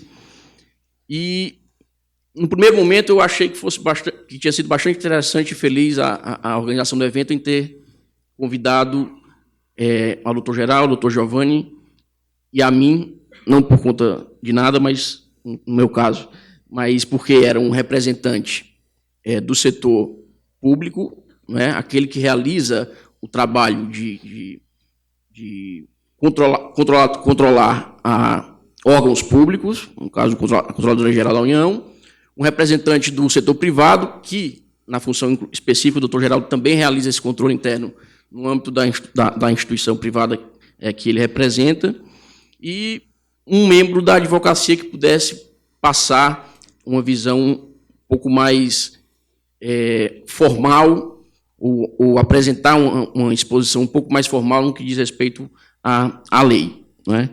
É importante destacar aqui o momento em que essa lei surge. Nas manifestações, nas grandes manifestações de junho de 2013, em que se iniciou a partir de um aumento da tarifa de ônibus lá em São Paulo, depois o pessoal saiu na rua dizendo que não eram os 20 centavos, e aquilo virou uma grande onda de manifestações. Naquele momento, o Poder Executivo, obviamente, chamou a atenção do Brasil inteiro e do Poder Executivo, e ali dormitava um projeto que, inclusive, tinha um pré-projeto, que, inclusive, tinha sido elaborado pela Controladoria Geral da União, dessa lei anticorrupção. A própria CGU elaborou e dormitava lá no Planalto enquanto pré-projeto, que virou um projeto de lei e, em 2014, transformou-se na lei anticorrupção.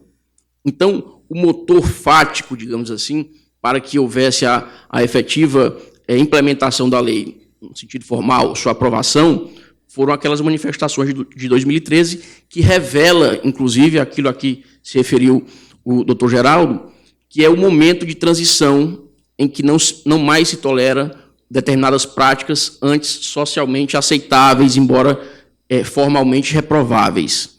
Não é? E nós ainda estamos nesse momento de transição. É aquela transição de um lugar que nós sabemos onde é, para um lugar que nós não sabemos ainda qual vai ser.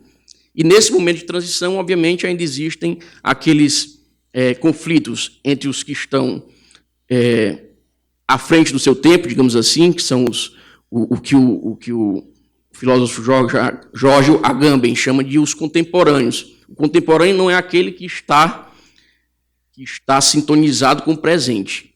É aquele que já está no futuro. Esse é que é o contemporâneo. Então, nós temos um conflito entre o contemporâneo, nesse sentido do Agamben, e entre aqueles que ainda estão sintonizados no inconsciente coletivo do passado, gerando conflitos entre o que é aceitável e o que não é aceitável, mas em transição para esse futuro ainda incerto. Entrando aqui mais especificamente no caso da lei, depois desse pequeno parêntese, a lei surge num contexto do sistema jurídico para colmatar, para preencher um vazio na legislação. Por quê? Havia, obviamente, desde sempre, ou desde muito, na legislação brasileira de maneira esparsa, vários e vários instrumentos de punição e de sanção a condutas ilícitas de agentes privados. Não agentes privados, de pessoas físicas, chamemos assim, só para efeitos didáticos. De pessoas que, quando agiam de uma determinada maneira, poderiam ter essa sua conduta enquadrada num fato típico e aquilo poderia gerar uma sanção, caso houvesse a prova, um devido processo legal, etc. Mas não havia uma forma de se punir a pessoa jurídica. E a lei veio, então, para tentar colmatar, e colmata, em boa parte, esse vazio, embora não inovando totalmente, aqui um outro parênteses, porque a jurisprudência, principalmente do STJ, antes da lei, ela já entendia que era possível aplicar sanções civis às pessoas jurídicas, principalmente em casos de improbidade administrativa, isso foi uma construção jurisprudencial, mas de maneira objetiva e formal, de maneira expressa, isso se consagra com a lei anticorrupção, em 2014. Então, a pessoa jurídica passa a ser passiva de ser responsabilizada do ponto de vista administrativo e do ponto de vista civil. E um ponto importantíssimo que gera, no primeiro momento, uma satisfação, mas logo depois uma preocupação, é a questão da natureza da responsabilidade dessas empresas, que é uma responsabilização objetiva. Basta que seja provado o fato, o resultado e o nexo causal entre o agente da empresa e o resultado. Basta que haja essa comprovação para que nasça a responsabilidade. Portanto, independentemente de culpa ou dolo do privado ou da pessoa, do agente em si, não é? Então, é um aspecto fundamental. Não significa que os agentes, que as pessoas serão responsabilizadas também de maneira objetiva, não. A gente tem que separar essa responsabilidade objetiva, é para a pessoa jurídica. As pessoas físicas, de novo, chamemos assim, as pessoas, efetivamente, só serão responsabilizadas caso, eventualmente, venham a ser consideradas culpadas num devido processo legal, com a comprovação de sua culpa ou dolo, enfim. Mas a pessoa jurídica, para a sua responsabilização, não há demanda de uma comprovação subjetiva dessa intenção. Não é? Isso é um aspecto fundamental, que, como eu disse, é importante, mas traz uma preocupação. Qual é a preocupação? O artigo 5º da lei, ele elenca as condutas ilícitas que são levadas em consideração para fins da aplicação das sanções dessa lei. Em alguns momentos, há a utilização de conceitos jurídicos indeterminados, ou de conceitos indeterminados que dão margem para uma interpretação por parte do agente público que vai, eventualmente, fiscalizar e aplicar a sanção, dão margem para uma subjetividade que, potencialmente, gerará uma insegurança jurídica. Não é? Mas Isso não é a regra. São alguns pontos desse elenco das condutas ilícitas narradas pela lei que seriam, digamos assim, estariam nesse rol das preocupações. Há lá, por exemplo, subvencionar de qualquer maneira todo e qualquer ato que possa ser considerado como corrupção, algo mais ou menos nesse sentido. Mas todo mundo pode ver lá no artigo 5º da lei. Subvencionar de qualquer maneira, não é um conceito jurídico indeterminado, potencialmente gerador de insegurança jurídica. E aqui falo, obviamente, da perspectiva de quem pode, de muitos aqui presentes, que pode eventualmente ter que defender esse ponto de vista. E Eduardo Garcia de Renteria, que é um jurista espanhol, ele, tratando desse problema dos conceitos jurídicos indeterminados, ele apresenta uma perspectiva de solução, que eu acho que é seria uma boa referência para ser utilizada por parte dos órgãos de controle. Não é? Que ele diz que surgem, quando se depara com um conceito jurídico determinado, 3 zonas. Uma zona de certeza positiva, em que se sabe ao certo que aquela conduta está enquadrada no conceito desenhado e narrado pela norma. Existe a zona de certeza negativa, em que se sabe ao certo que aquela conduta não está enquadrada na moldura normativa, e uma zona cinzenta, em que há uma dúvida relativa com relação a estar ou não albergado por aquele conceito indeterminado a conduta levada em consideração. Qual seria, então, a solução a partir do cotejo dessa teoria desenhada pela Renteria e por esse problema de se cair numa possibilidade de uma interpretação subjetiva em demasia por parte do agente público? Me parece, defender que apenas aquelas condutas que estejam presentes na tal zona de certeza positiva, ou seja, aquelas que com certeza nós sabemos que estão albergadas pelo conceito, sejam passíveis de punição, e não, obviamente, aquelas que estão na zona de certeza negativa, e também não as que estão numa zona cinzenta, meio que numa lógica do indúbio pró-empresa, nesse caso, né? No caso específico da lei anticorrupção.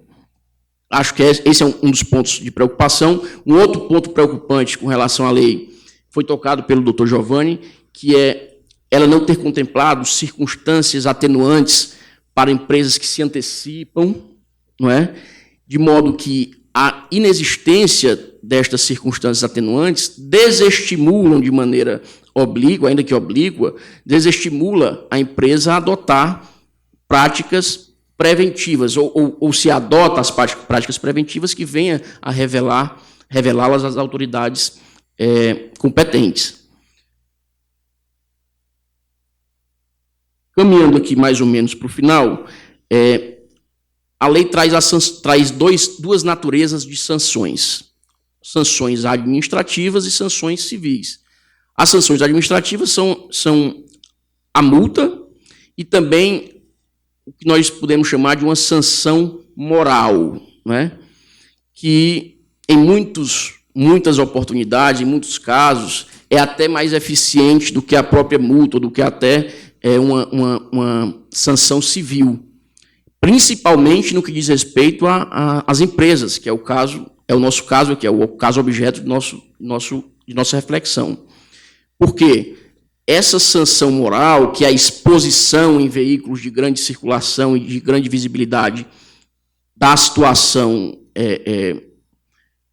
que se colocou para a fiscalização das autoridades, em que se apurou a responsabilidade da empresa, essa exposição tem um potencial de prejuízo para a imagem da empresa absurdo, principalmente nas situações em que tratou aqui o doutor Geraldo, nas empresas que estão listadas em bolsa, porque isso vai ter um reflexo imediato no valor de mercado da empresa. Então, para além do prejuízo de imagem, que este não é quantificável, digamos assim, num curto prazo, existe essa possibilidade de um prejuízo imediato financeiro mesmo, com a perda de valor de mercado da empresa por conta disso. Então, a sanção administrativa ela se divide aí entre a multa e essa exposição. E as sanções civis, como perda de bens, bloqueio de bens, até podendo chegar à dissolução forçada daquela determinada sociedade. Portanto, as sanções que a lei prevê são, por si só, inibidoras de práticas cujos desdobramentos as empresas querem evitar, né? Então, por si só, essas sanções já seriam uma fonte de inibição para a prática dessas condutas ilícitas narradas na lei. A lei traz também a possibilidade de necessidade de as empresas adotarem mecanismos de compliance, mecanismos de auditoria, de controle interno, de ouvidoria.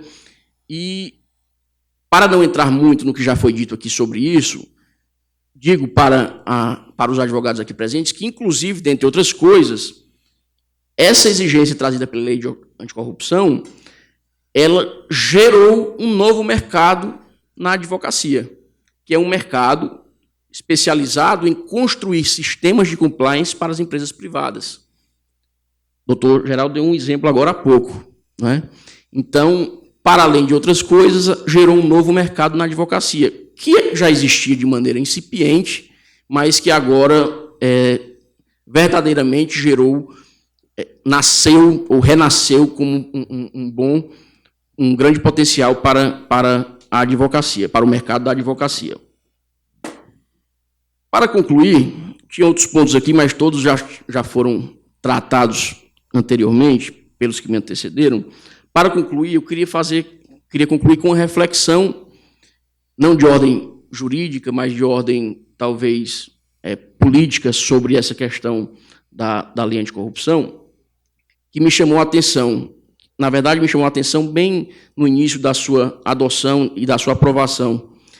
É que, normalmente, o Estado está sempre atrás da iniciativa privada no que diz respeito a práticas administrativas e práticas de gestão. Isso é uma obviedade, não é? Normalmente, o Estado se espelha em algumas práticas, obviamente, desde que sejam compatíveis e que não sejam conflitantes com a própria lógica, com sua própria natureza, mas busca se espelhar nessas práticas de sucesso administrativas e de gestão.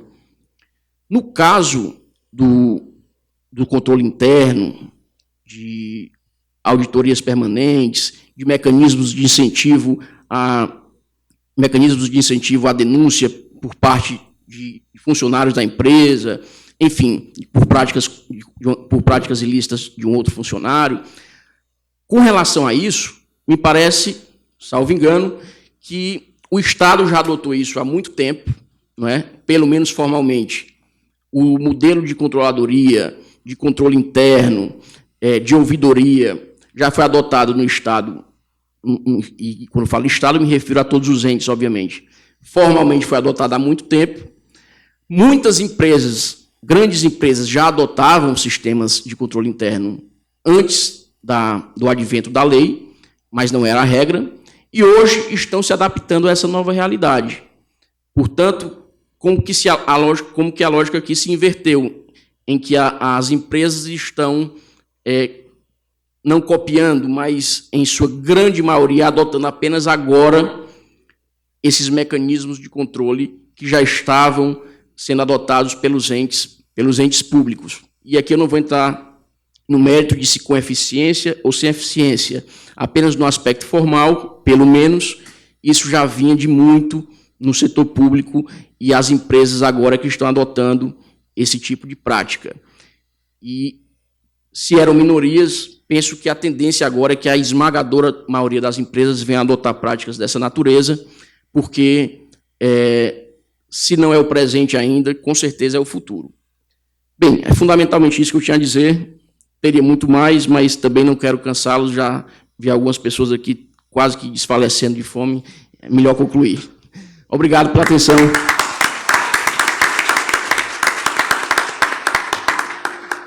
Te agradece, Alcimor.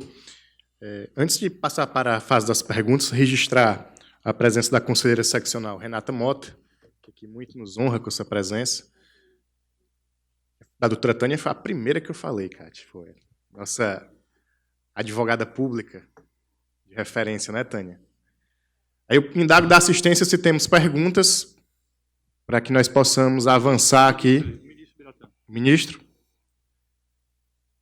Só pedir para a assistência levar o microfone. Dá, aqui, ministro. ó, fica aqui com a gente. Aqui, Pronto, sente aí. Você fala do microfone. O avançado da hora sente aí. Aqui já registrado,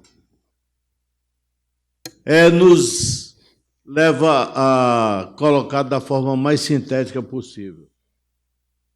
Ouvi atentamente os pronunciamentos, mas passou ao largo, até porque cada um com a sua vivência, alguns aspectos, além do aspecto legal, o problema social. Nós vivemos numa pátria onde a injustiça social é praticada largamente. Nós vivemos num país onde a educação é um faz de conta. Nós vivemos num país onde até utiliza-se da semântica para tratar determinados assuntos.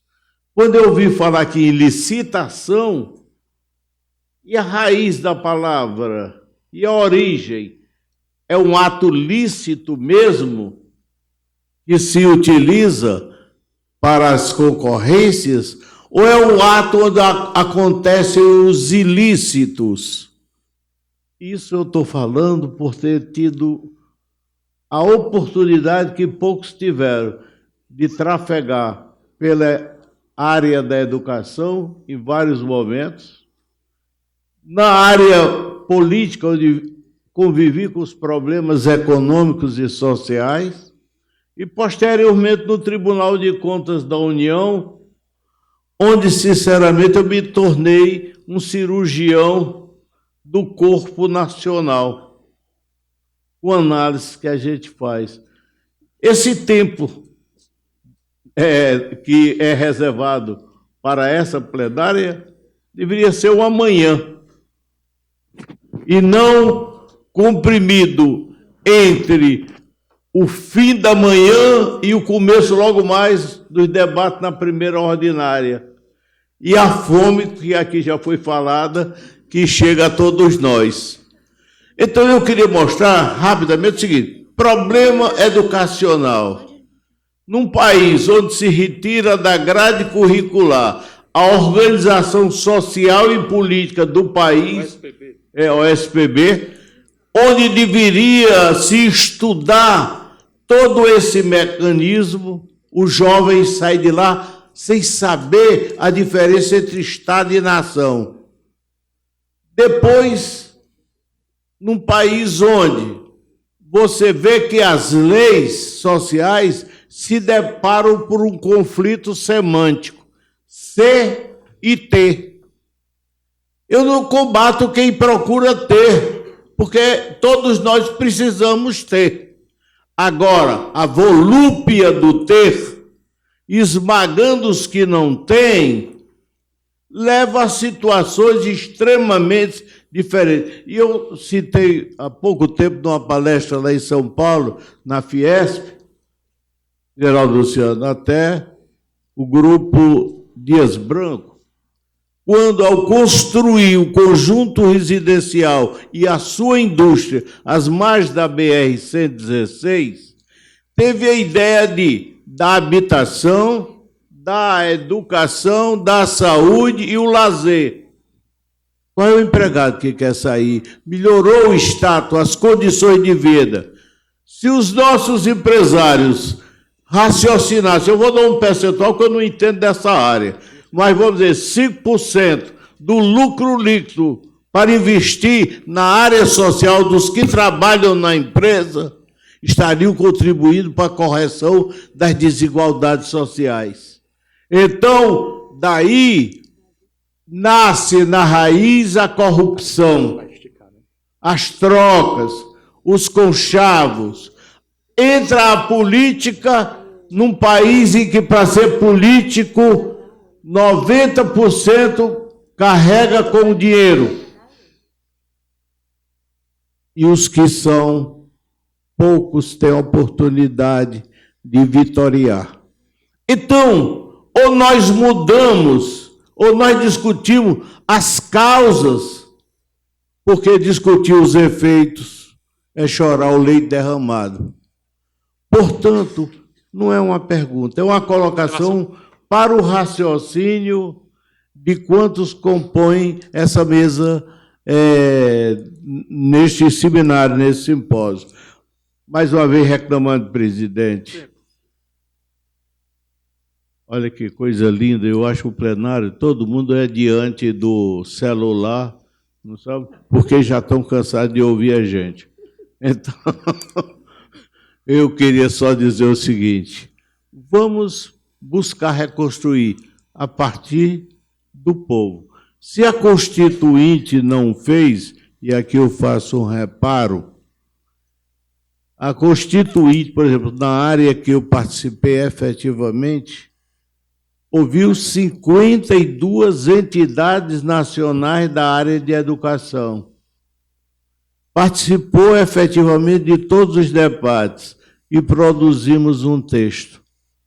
Esse texto, levado à discussão e à votação posteriormente, não configurou todos os sonhos, mas trouxe algumas realidades. Então, eu acho que está na hora, talvez, de termos uma Assembleia Nacional Constituinte para refletir essa fase de transição, como aqui foi falada, porque nós não podemos ir além do que a lei diz.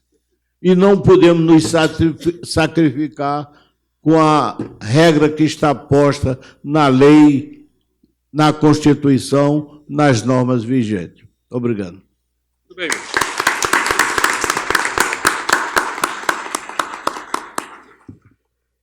Agradecemos a intervenção do nosso sempre ministro, o Biratã Aguiar.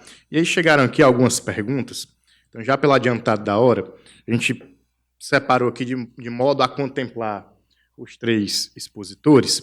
Então, tem três aqui que a gente vai condensar em uma, né, Giovanni? E aí, de igual forma, a gente passa para o Alcimor e para o doutor Geraldo Luciano. Então, a primeira, acho que o Giovanni condensa e explica, né, Giovanni? Eu vou pegar a mais completa aqui, que a pergunta foi a seguinte: no caso entre uma empresa e um ente público no valor de R$1 milhão, constata-se que houve um repasse de 20% dessa quantia ao gestor, ou seja, isso aqui é o valor da propina. A empresa, no acordo de leniência, será multada no valor total do contrato ou apenas no valor da propina? Daqui a pouco eu respondo essa. Como ficaria a pena do gestor? A pena do gestor, eu vou já responder. PAD, processo administrativo disciplinar. Não se confunde com responsabilizados na pessoa jurídica. Aí aqui fala sobre o valor que você usa para corrigir a multa, é o IPCA. E aqui, se a empresa... aí vamos pegar essa primeira pergunta com essa segunda. E se o acordo não der certo, como é que fica? Então, vamos lá. Uma coisa que não se abre mão na metodologia feita pela CGU e validada já pelo Ministério Público. Propina é propina. A propina tem que ser devolvida integral. Ponto. Não se negocia o valor da propina, que é o dano. Eu quero só 10%, 0,1% a 20% do faturamento, ou de 6 mil a 60 milhões, é a faixa da multa, que não se confunde com o valor da propina. Então, a propina é valor integral. Até que na prestação deixei bem claro, às vezes a empresa tem até a boa vontade, mas o valor da propina é tão grande que vai quebrar ela. Então ela fica num beco sem saída. O que você consegue manobrar, de acordo com a alavancagem investigativa, que é a empresa passar os dados, colaboração, é a variação da multa. Então, nesse caso, a variação da multa seria qual? Entre 6 mil e 60 milhões, certo? De acordo com o que foi verificado, ou seja, um juízo de valor da equipe. Fora os 200 mil aqui no caso. Então, a resposta não seria nem em cima do valor do contrato, nem em cima do valor da propina. A propina é apenas o valor do dano. E aí, para completar aqui, E se não for fechado o acordo? Aí eu vou até ler aqui o artigo 16, parágrafo 7º. Não importará em reconhecimento à prática do ato ilícito investigado a proposta de acordo de leniência ser rejeitada. Ou seja, se durante a negociação não se chegar no acordo, aquela equipe que usou aquilo, ela não vai poder pegar aquilo e usar contra a empresa que estava praticando aquilo, porque você deu informações adicionais. Lembrando que, para você nascer um processo de administração de pessoa jurídica ou para aplicar uma multa, tem que ter, como foi dito aqui pelos outros dois palestrantes, já tem que ter tido o fato, que é responsável do objetivo. O fato já ocorreu. O que a gente está colocando no acordo de linha seria o que é que a empresa está trazendo a mais, de mais informações úteis que vão gerar alavancagem investigativa. Isso aí que ela trouxe como alavancagem investigativa, se não for aproveitado no acordo, não vai ser usado. Até porque já se tem noção sobre o que aconteceu, que é o fato que deu origem ao procedimento. Era isso. Obrigado, Giovanni. Para o Geraldo, a gente tem duas colocações, Geraldo. Eu vou fazer as duas e aí a gente condensa, tá?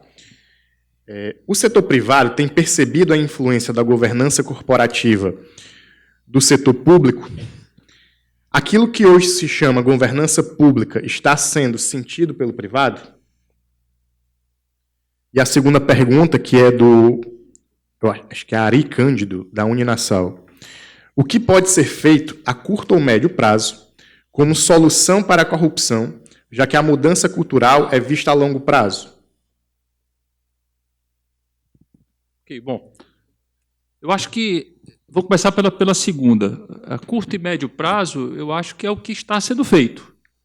A lei anticorrupção, 12846, ela é muito oportuna no sentido de acabar com esse processo de impunidade, a impunidade que nós temos no Brasil, melhor qualificar os agentes públicos, e eu acho que isso está ocorrendo também. O setor público, a gente observa que está se qualificando cada vez melhor para que possa operar esses mecanismos de combate à impunidade.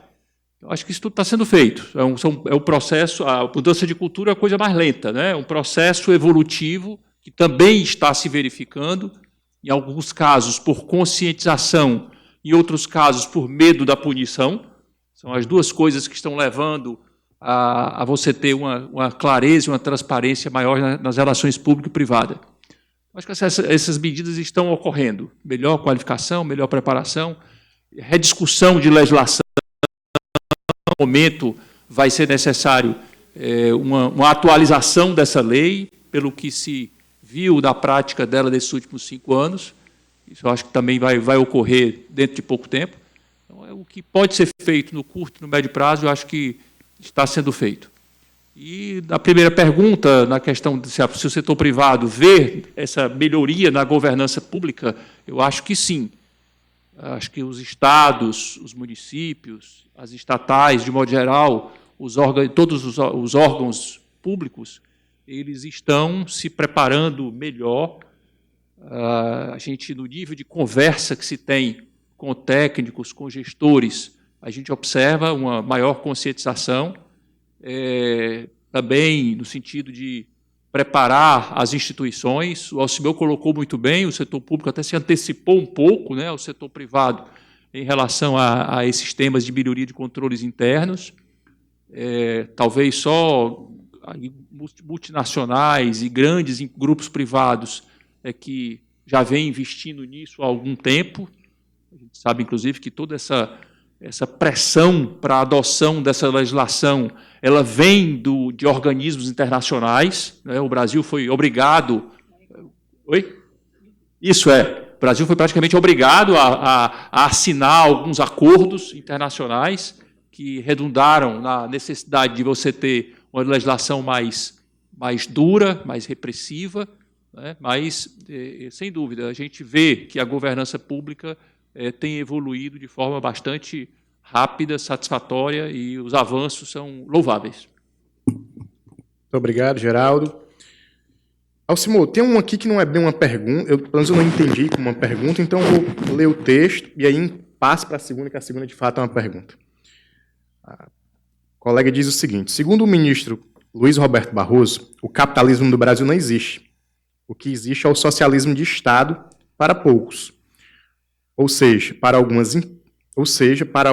algumas empresas não largam, abre aspas, o osso do orçamento do Estado. E a segunda seria, se fala muito em corrupção no setor público. É maléfica para a saúde, para a educação, enfim, para as políticas públicas em geral. E o empresário sonegador de impostos não se equipara ao político corrupto? Bem, conduta ilícita é conduta ilícita. O que diferencia o sonegador de imposto do político corrupto é que a natureza da situação em que cada um se encontra. O privado não pode cometer, ou melhor, em regra, a corrupção acontece por conta justamente do fato de que ele se encontra enquanto servidor público, é óbvio que existe a corrupção ativa, mas por conta do Estado. O sonegador de imposto ele comete uma conduta ilícita, como outra qualquer, que merece punição e que existe na legislação sanções para esse tipo de conduta enquadrável nessa moldura da norma. Obrigado, Alcimor. Então, dado aí o encerrado das palavras, eu repasso aqui para que faça suas considerações finais Giovanni, Geraldo e Alcimor, e aí nessa ordem, se assim permitirem. Só agradecer, até a próxima e continue aí no seminário na parte da tarde, só isso.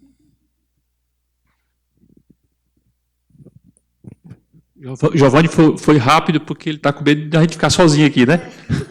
Não, pessoal, só agradecer, muito obrigado aí pela oportunidade que vocês nos deram aí de discutir esse tema, que é muito importante, e me coloco aí à disposição em outros momentos para servir, se for o caso. Muito obrigado a todas e a todos. Então, agradecendo a todos, devolvo a palavra ao cerimonial.